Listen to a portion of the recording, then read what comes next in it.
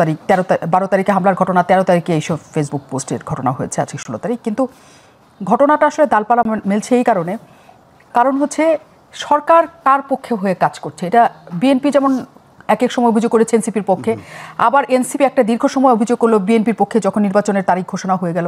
একটা দীর্ঘ সময় বলা হচ্ছে না জামাতের পক্ষে।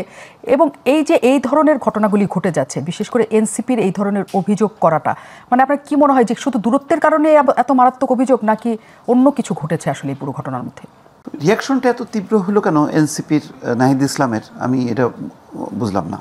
তারা তো ফেসবুক পোস্টে দিল, কিন্তু দলগতভাবে কিন্তু কোনো প্রতিবাদ করেনি বা তাদের বক্তব্য দেয়নি। আর যেটা ঘটছে লন্ডনে, সেটা লন্ডন হাই কমিশন কিন্তু একটা বক্তব্য দিচ্ছে। তারা বলছে যে ডিম ছুড়ছে 18 জন ছিল আওয়ামী লীগের, সেটা খালি গাড়িতে পড়ছে, মাহফুজ আলম ওই গাড়িতে ছিল না। তারপর প্রোটেস্ট তারা করছে। এখন এই প্রোটেস্টটা তো মানে এইসব গণতান্ত্রিক দেশে তো এটা ওদের এটা অধিকার, যদি অধিকার না থাকতো তাহলে তাদেরকে সবাইকে তো অ্যারেস্ট করতো, পুলিশ তো তা করেনি। ডিম ছুঁড়ে মারলে বা এমনকি ধাক্কাধাক্কি করাটাও এটাকে ওরা মনে করে এটা প্রোটেস্টের অংশ, এটা অভ্যস্ত তারা। তো সুতরাং এত তীব্রভাবে এখানে প্রাণহানির ঘটনা কি, বা আমি এটা বুঝলাম না। ঘটনাটা দেশের বাইরে বলে আমাদের খারাপ লাগছে, কিন্তু আমার একটা উল্টো প্রশ্নও আছে যে যেহেতু নাহিদ ইসলাম ওন করছে মাহফুজ আলমকে, তাহলে এনসিপির ইয়েরা কই, নেতাকর্মীরা ছিল না কেন?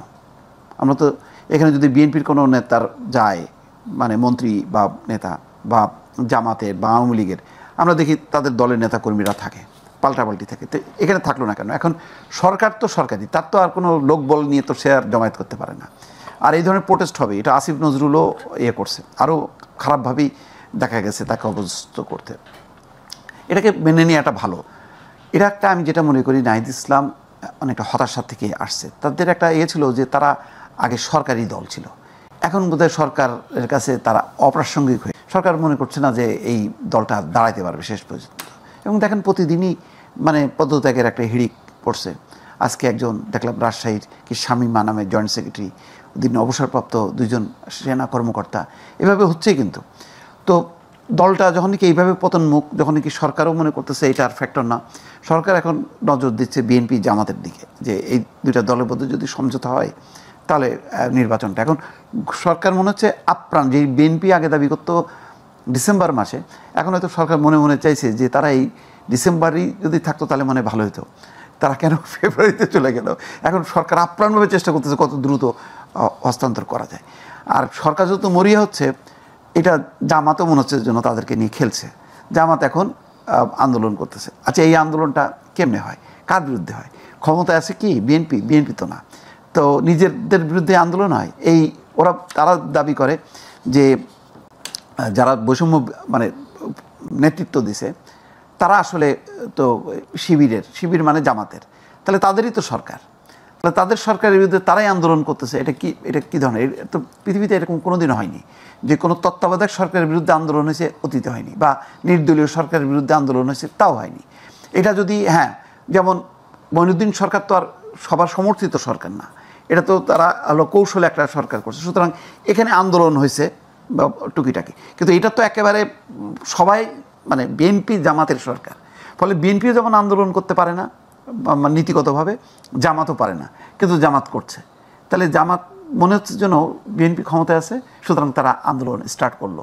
আর বিএনপিও করছে না, এইভাবে তো আলোচনার চলার সময় এই ধরনের মানে আন্দোলনটা যৌক্তিক না। মানে সরকারি দল যেভাবে বলে সরকার ক্ষমতায় থেকে যে আলোচনা তো শেষ হয়নি, শেষ পর্যন্ত অপেক্ষা করো। তো এটা একটা কিম্ভূত কিমাকার পরিস্থিতি, একটা জটিল একটা অবস্থা। এই আন্দোলনে আবার প্রথমে মনে হচ্ছিল গণতান্ত্রিক দলগুলো আছে, ইসলামী দলগুলো আছে, এখন দেখা যাচ্ছে না, গণতান্ত্রিক দলগুলো এনসিপি বা গণ অধিকার পরিষদ এবি পার্টি সরে গেছে, হওয়াতে পুরো একটা ইসলাম ভিত্তিক একটা দলগুলোর সমীকরণ, যেটা তারা আগে থেকে নির্বাচনের মোর্চা হিসাবে মার্চ করতেছিল, সেটাইকেই এখন তারা আন্দোলনে, এখন এটা একটা কৌশল হয়তো, কারণ বাংলাদেশের ইতিহাসে যারা আন্দোলন করে দাবি দেওয়া আদায় করতে পারে অথবা দাবি দেওয়া আদায়ের কাছাকাছি যায়, তারপরে যখন কি তারা মানে নির্বাচন করে তারাই জয়যুক্ত হয়।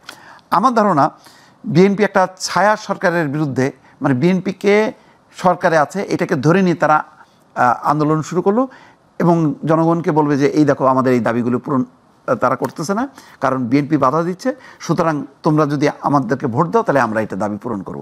এরকম একটা জোশে জোশে তারা এগোচ্ছে এবং এটা ত্বরান্বিত হয়েছে সম্ভবত ডাকসু এবং জাকসু নির্বাচনে